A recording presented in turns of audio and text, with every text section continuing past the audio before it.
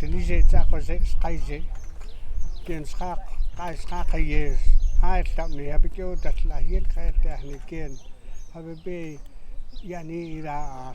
We are at Sky way ends and an hour stamp again. When it's all cow, I will be new that it's cocks at you, it ends suck you. Again, Abigail the last not connect at the end. I have a mad at you. I Jean, Edwin again, Hadakamel. Check out again, flares of a behind, cut out. Where are the rat day sky?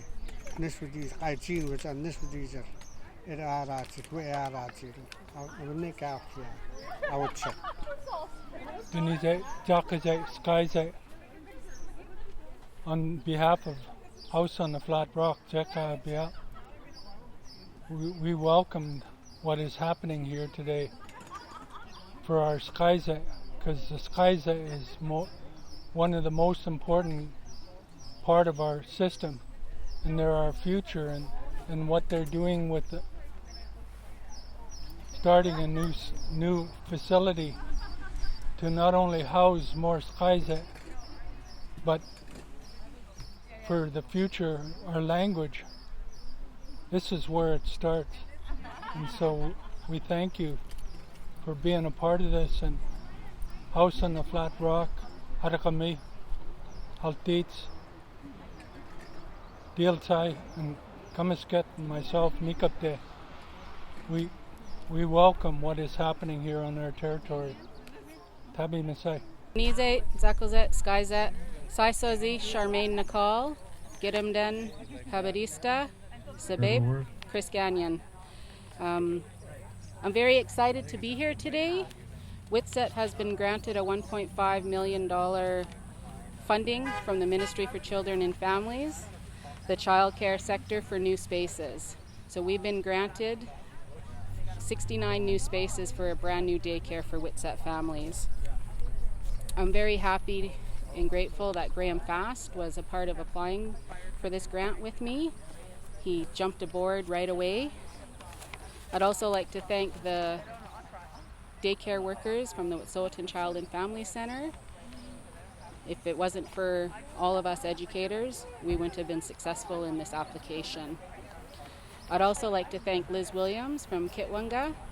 She was able to share some information with me on who to go to for the building construction. So we do have Freeport Industries out of Kelowna. They'll be building the center for us. We'll have 2 infant toddler programs, increasing our spaces in the 3 to 5 programs, a preschool program, and a before and after school program for a 4,560 square foot building. And one thing about our center is our children learn the language and the culture. The language is so embedded into them that they know when they leave our programs, knowing that they're Wet'suwet'en children. So for that, I'm very grateful. Awatsa. Denise Sakoze Skyze, Saisozi Aaron Burgess, Executive Director with Kiowa Get Education Society, and we're on the Wet'suwet'en Yinta, Laksilia Yinta, and we had our groundbreaking ceremony today, where we're standing right here in a few short, well, let's say about a year from now. This is going to be our new daycare facility.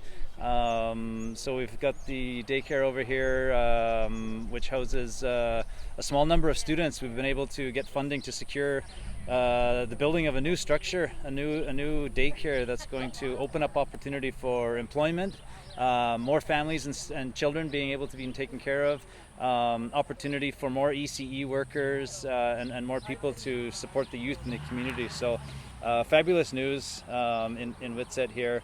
A lot of hard work and participation with a lot of different organizations in the community. Witset First Nation, the Band Office, Kiowa Get Education Society, and we're fortunate enough here today to have Nathan Cullen, many of the hereditary chiefs, our elected chief Sandra George, some Band Office staff, some Kiowa Get staff. We even had one of the most touching moments was a little grade 2 boy was with his class here, and he came up and wanted to have a speech, just recognizing what daycare meant to him. And so, you know, that was a really touching piece.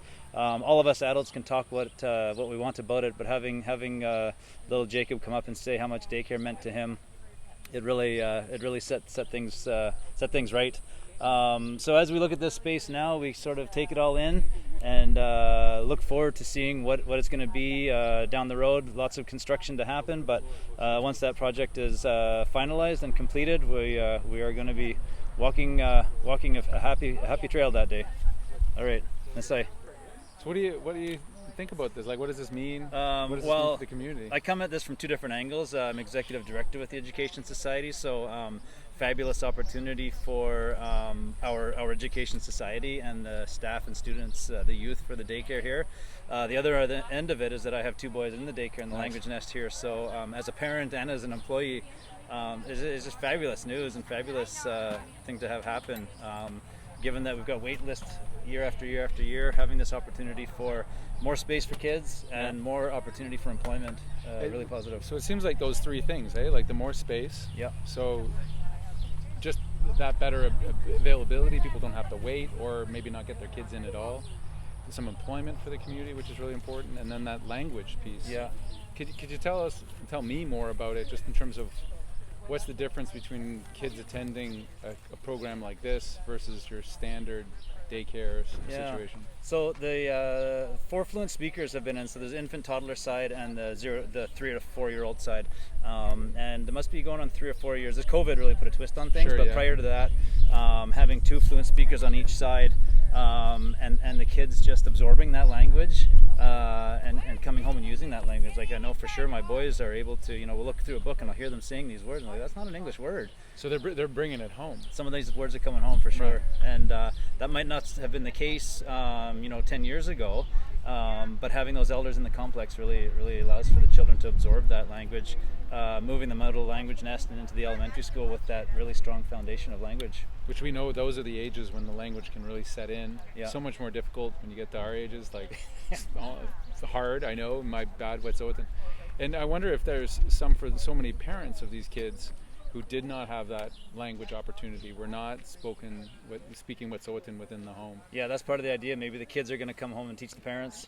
Yeah, fantastic, man. Well, it's so brilliant. Sometimes there's things that get funded that are what they are, but there's other things that when they happen, they have these ripple effects that go for generations. Yeah, literally. Indeed. And with all we were talking about this earlier, with all the hard news and the history, this terrible history of this country, and children, Indigenous children, to see something that gets built with the Indigenous communities, with the Wet'suwet'en in particular, like, it's not everything, but it's something in a better direction. It is for sure something, and Charmaine, the band office, so many people have worked so hard together to make this happen. Yeah. It really shows that those Wet'suwet'en values are embedded in what's happening. Yeah, it's fantastic. So congratulations to the whole community. Thanks so much, Nathan. To your program. Yeah, and to the Wet'suwet'en for pulling this off. This is a big deal, and it's fantastic. Yeah, it's great. Yeah. Great you could come out this afternoon. Oh yeah, for sure. Beat the heat a little bit. Yeah.